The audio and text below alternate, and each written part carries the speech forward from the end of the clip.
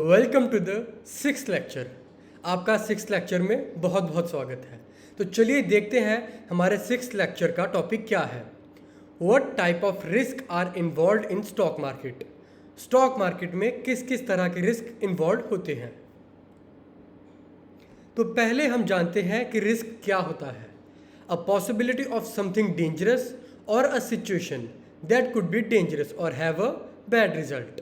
मतलब कोई भी चीज़ जो हमें आने वाले समय में नुकसान पहुंचा सकती है उसे हम बोलते हैं रिस्क। अब सपोज़ करो अगर हम ज़्यादा मीठा खा लें तो हमें शुगर की प्रॉब्लम हो सकती है, या फिर अगर हम ज़्यादा सिगरेट कंज्यूम कर लें तो वो हमारी बॉडी के लिए अच्छी नहीं है, वो हमें कहीं ना कहीं हेल्थ इशू में प्रॉब्लम करती है। बट अब हम जानते हैं कि स्टॉक मार्केट में किस तरह के रिस्क होते हैं। सबसे पहले होता है rating risk. Many experts do the analysis on the company stock and performance and give their respective rating based on the analysis.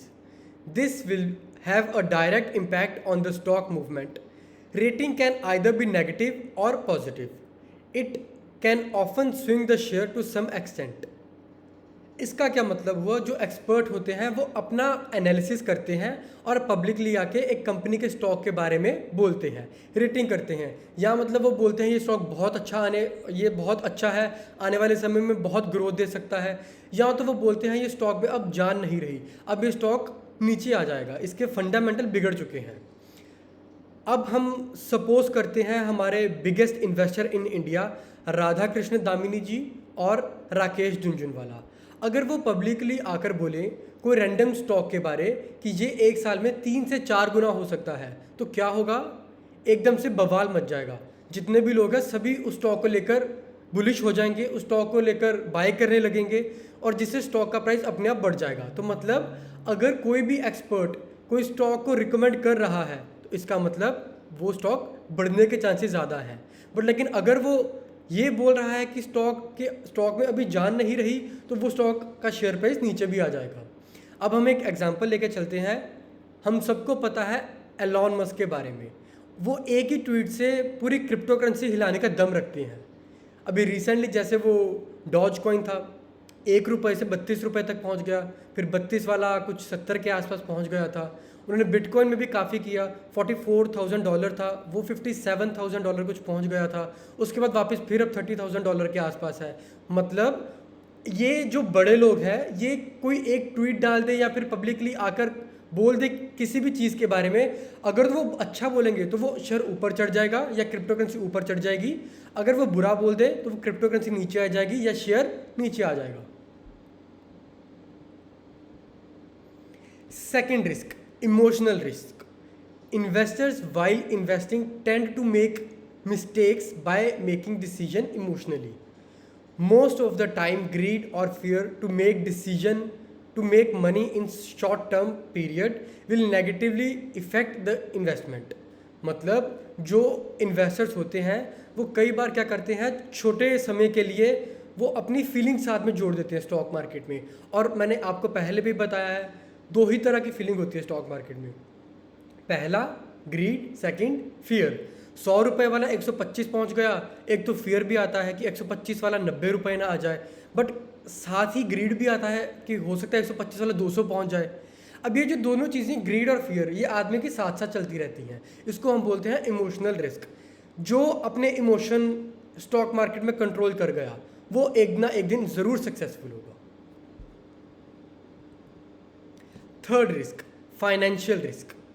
There are chances that you can lose your invested money if the company is not performing well financially with each passing year. Also, company's equity debt ratio plays a vital role. If the company is highly leveraged, then there are chances of not meeting liabilities and can go bankrupt.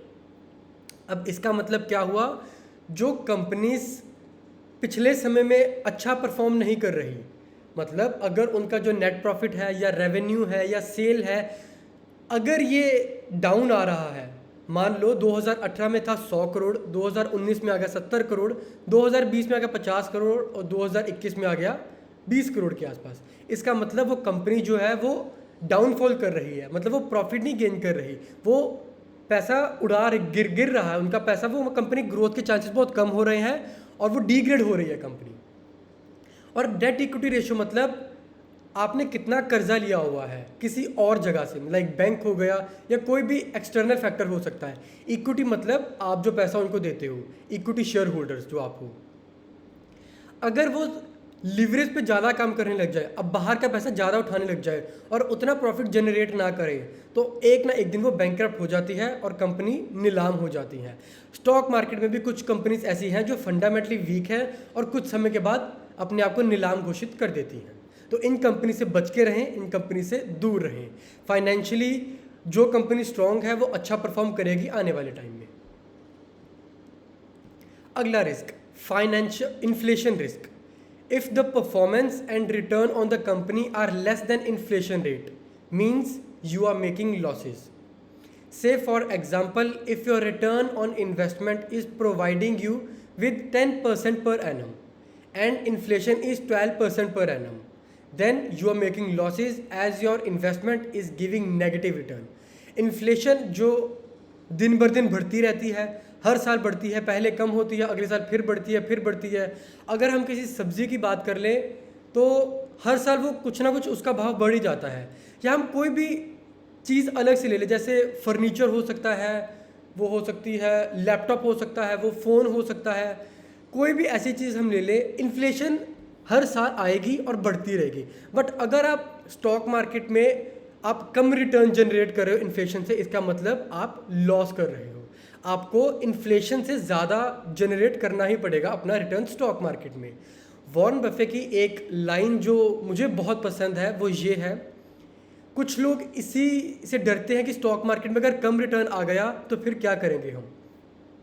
अब late से आपके पास कुछ cash पड़ा हुआ है, आपने एक अलमीरा में जाकर रख दिया, उसको 10 साल बाद जाकर देखना उसकी वैल्यू कम होगी। अब आप सोच रहे होंगे कि 1 लाख रुपए मैंने सपोज करो अलमीरा में रख दिया, 10 साल के बाद उसकी वैल्यू कम क्यों होगी?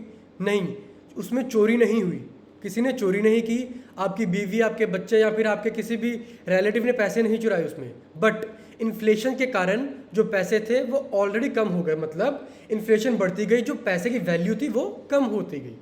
तो जितना हम स्टॉक मार्केट में रिटर्न कमाएं, ये ज़्यादा ज़रूरी है कि इन्फ्लेशन से हम ज़्यादा रिटर्न कमाएं। Next point, political risk.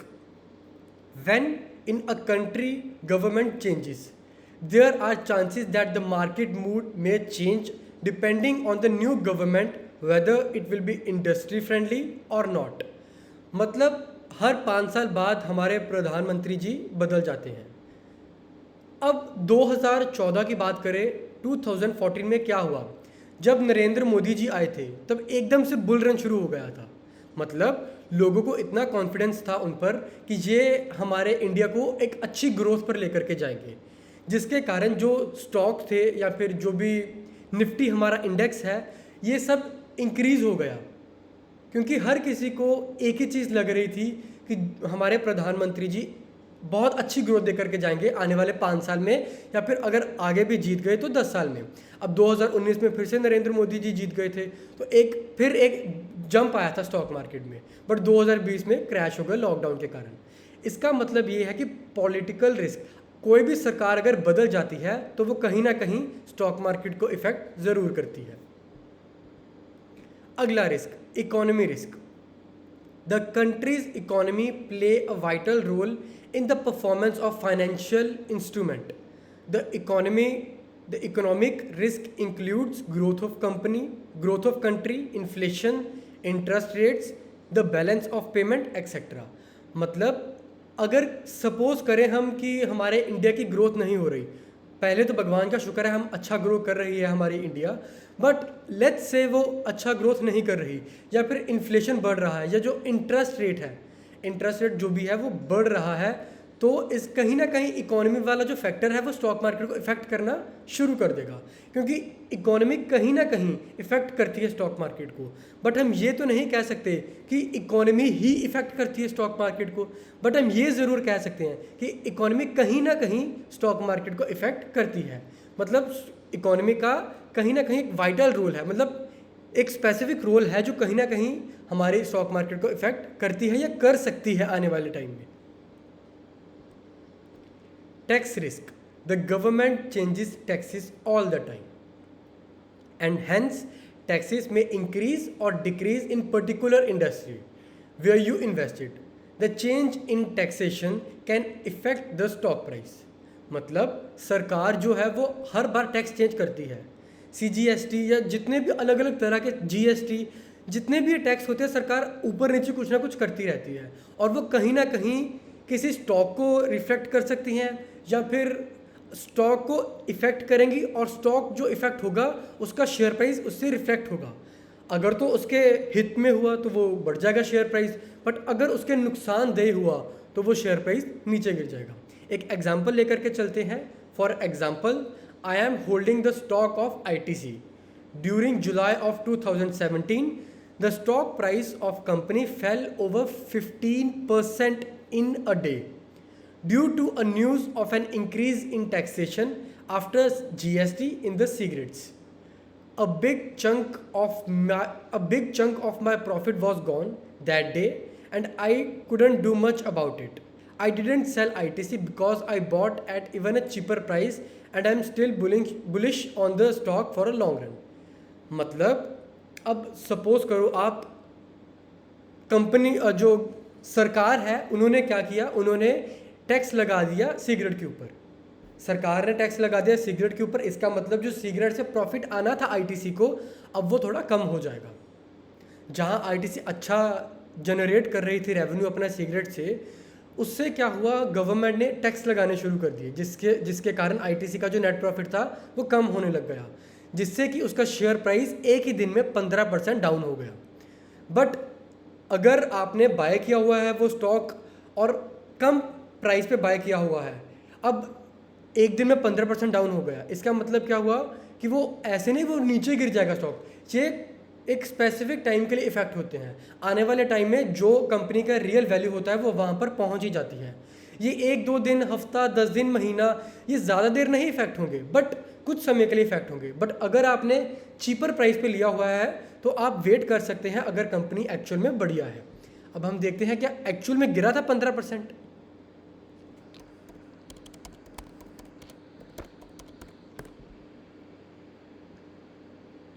हम देखते हैं जुलाई 2017 में, ये रहा जुलाई 14 जुलाई 2017 को था 337, और कितना आ गया, 14% डाउन हो गया।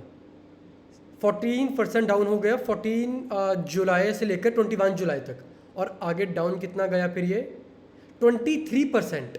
14 जुलाई से लेकर 29 सितंबर तक ये 23% डाउन गया। बट उसके बाद क्या हुआ, एक बड़ा मोमेंटम आया, मतलब स्टॉक फिर ऊपर चला गया। जैसे मैंने आपको कहा, ये कुछ समय के लिए तो इफेक्ट कर सकता है, बट ये परमानेंट इफेक्ट करे ऐसा कुछ भी नहीं है। ये जो छोटे से फैक्टर होते हैं वो कुछ समय के लिए इफेक्ट करते हैं स्टॉक मार्केट को, या फिर किसी सेक्टर को, या फिर किसी पर्टिकुलर स्टॉक। अब आप फर्ज करो कि सरकार ने कुछ एडिशनल टैक्स लगा दिया स्टील के ऊपर, मतलब सरकार टैक्स तो ले रही है स्टील पर, बट उन्होंने कुछ एडिशनल और टैक्स लगा दिए स्टील सेक्टर के ऊपर।